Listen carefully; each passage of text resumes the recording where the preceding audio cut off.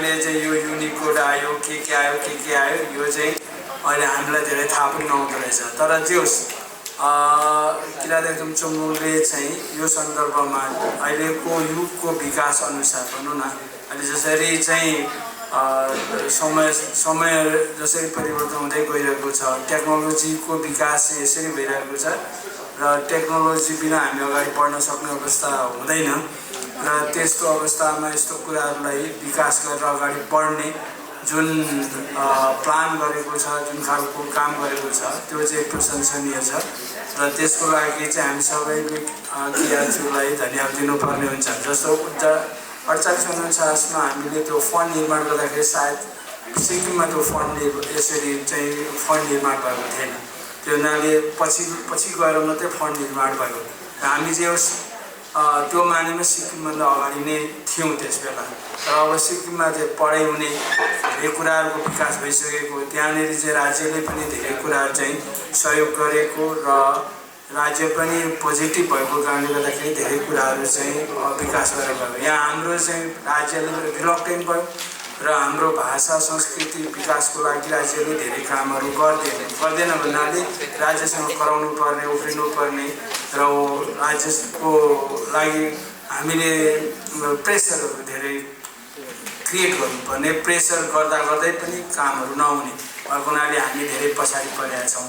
तर अहिले अब धेरै ढोकाहरू खुलेको छ र जस्तो हाम्रो चाहिँ प्रदेशहरूमा चाहिँ सरकारी कामकाजको भाषा चाहिँ बनाउने अहिले जुन नीति अगाडि आएको छ त्यसले गर्दाखेरि पनि हाम्रो ढोकाहरू खोलेको छ जस्तो मलाई लाग्छ। जस्तो अब प्रदेश नम्बर 1 मा चाहिँ लिम्बू र मैथिली भाषालाई भाषा आयोगले सिफारिस गर्यो, तर हामीले त्यसमा धेरै कामहरू गऱ्यौँ।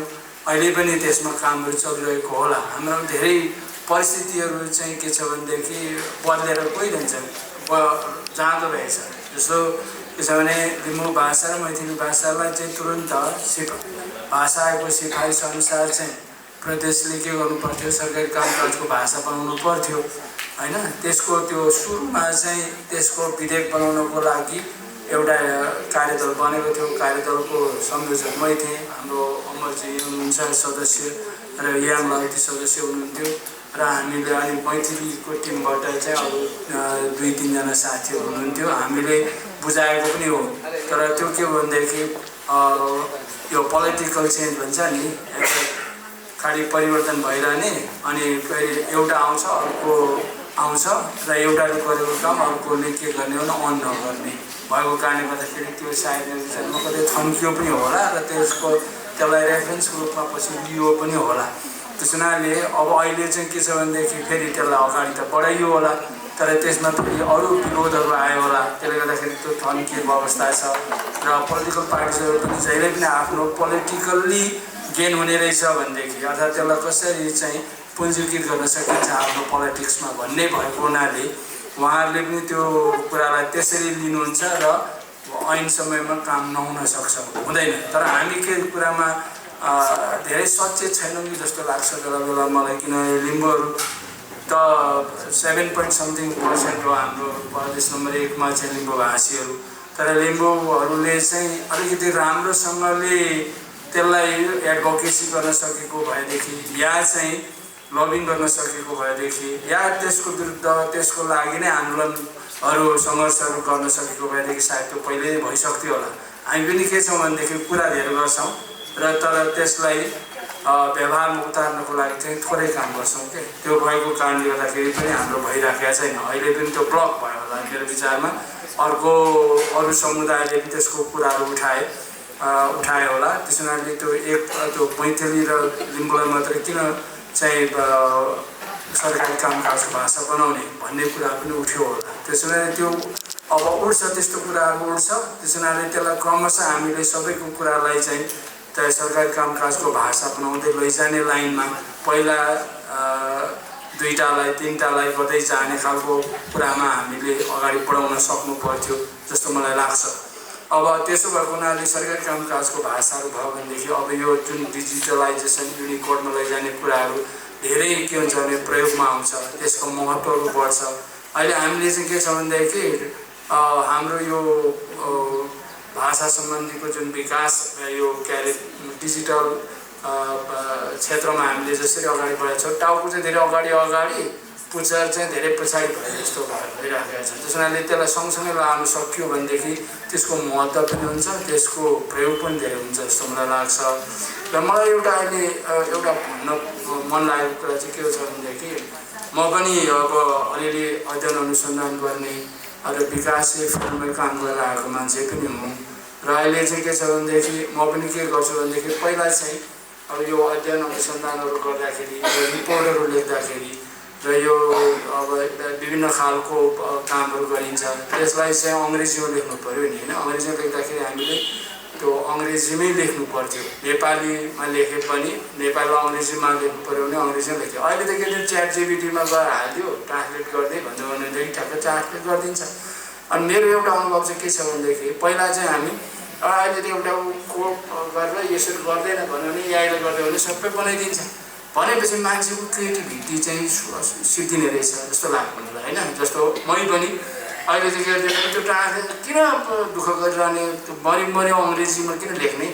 अब नेपालीमा लेखेको कुरालाई नेपालीमा लेखेको छ भनेदेखि च्याट जिपिटीमा ट्रान्सलेट गरिदियो भने अब गरिदिइहाल्छ। खालि त्यसलाई रिफाइन गर्नको लागि र त्यसलाई अलिकति धेरै राम्रो गर्नको लागि हेर्ने र त्यो हेऱ्यो भनेदेखि पुगिहाल्छ। त्यसो हुनाले मेरो क्रिएटिभिटी त खत्तम भयो नि त। त्यसो हुनाले अहिले अब कमजोर हुँदै गइँदो रहेछ मान्छेको क्रिएटिभिटी चाहिँ खत्तम हुँदै जाने। एआई र च्याट जिपिटीहरू यस्तोहरू चाहिँ के छ भनेदेखि अब मान्छेको अनिवार्य अङ्गको रूपमा मान्छे होइन कि मान्छे त हामी मान्छेको तर त्यो एआई र च्याट जिपिटी बिना अगाडि बढ्नै नसकिने होइन। हात खुट्टा सबै ब्रेनै त्यसले खुदेर लाँदो रहेछ जस्तो मलाई लाग्छ।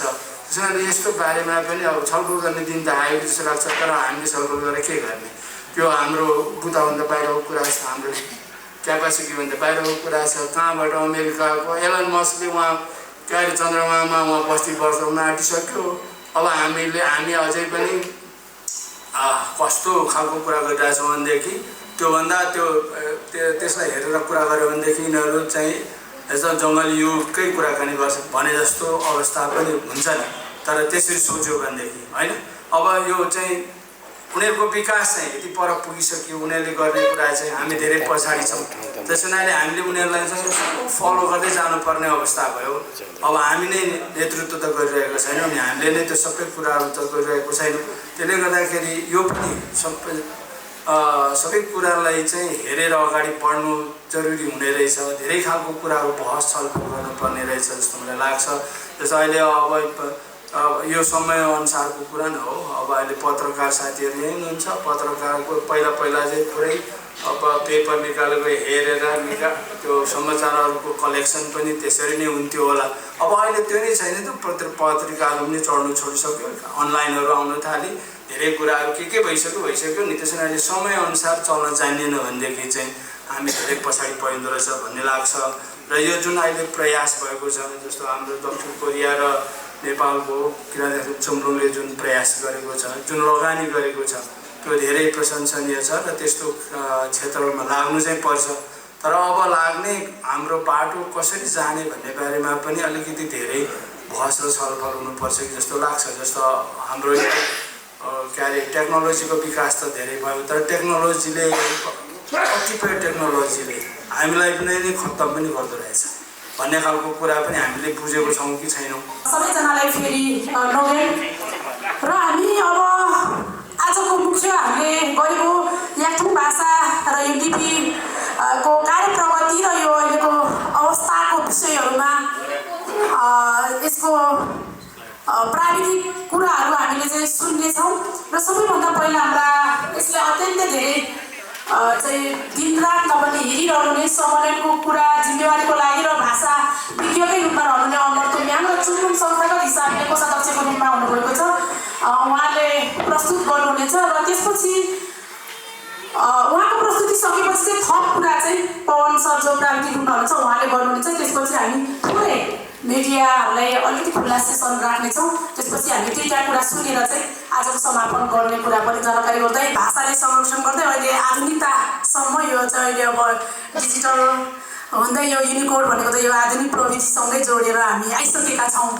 यसलाई संरक्षण गर्नको लागि फेरि पनि हामी सबैको उस्तै नै छ। एउटा आदिवासी अधिकारको रूपमा लागिरहेर पनि होला दमन गर्ने रहेछ। अनि एउटा ठाउँमा चाहिँ अब मुकुङको आन्दोलन त मनाङ मुस्ताङमा पनि फेरि पो जाने रहेछ भनेर पनि चाहिँ त्यो समूहमा छलफल पनि भएको थियो क्या, त्यो स्थितिहरू चाहिँ छ। त्यसले गर्दाखेरि चाहिँ यसमा म भरे इन्फर्मलमा म प्रश्न गर्नेछु मैले बुझेको कुराहरू। हामीले किन चाहिँ चुम्बुङले अहिले निर्वाचनको सन्दर्भ भएकोले गर्दा पूर्वको हामी 9वटा जिल्लाहरूमा आफ्नै उम्मेदवारले हाम्रो एजेन्डाहरू सुनाउने कार्यक्रम रहेको छ र यहाँ उपत्यकाको हकमा नेवा तामसालिङ र 3टा जिल्ला काठमाडौँ भक्तपुर ललितपुरबाट कम्तीमा उम्मेदवार कहाँ र मतदाता कहाँ पुर्याउनको लागि हामीले अपिल छापेका छौँ।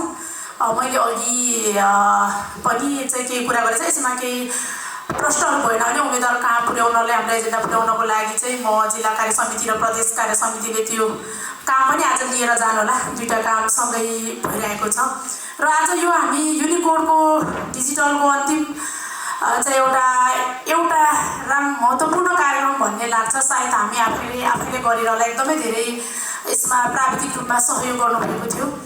त्योभन्दा पहिला चाहिँ यहाँ अलिकति एउटा छुट्यो पनि रहेछ, मैले पनि यो सबै सेड्युलहरू हेरिनँ।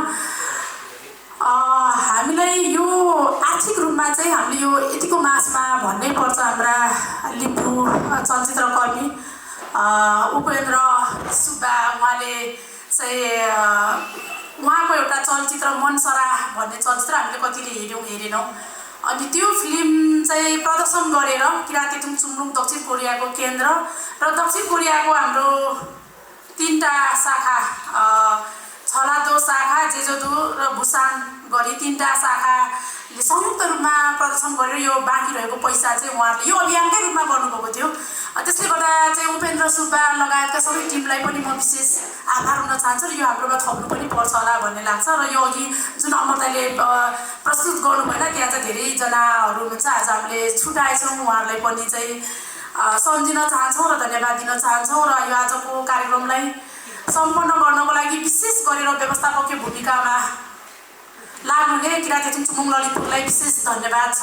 र जो आज नेवा तामसालिङ प्रदेश कार्य समिति भक्तपुर र काठमाडौँका सबै सहभागी सबै चाहिँ चुम्बुङ कर्मीहरूलाई पनि लुङमेन्दिङ नोगेन गर्दै मुख्य आकर्षणका रूपमा रहनुहुने र हाम्रो न्युज आउँछ होला भने मैले अत्यन्त धेरै चाहिँ मैले एक्सपेक्ट गरेको छु। आज क्यामेराहरू मिडियाहरूबाट एकथुङ मानवदेखि त झन् आउने नै भयो होला।